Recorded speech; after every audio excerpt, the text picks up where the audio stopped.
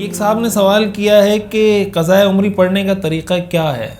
قضاء عمری پڑھنے کا ہمارے یہاں جو طریقہ بعض لوگوں کو بتایا جاتا ہے کہ فلاں رات کو فلاں دن میں آپ اس طرح 4 یا 6 رکعتیں پڑھ لیں، آپ کی ساری عمر کی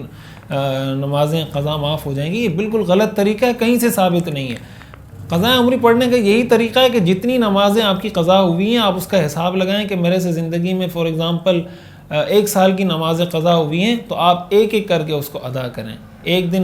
میں مثال کے طور پہ 5 نمازیں قضا کر لیں، اگلے دن 5 کر لیں، اگلے دن 5 کر لیں۔ قضا نمازیں مکروہ اوقات کے علاوہ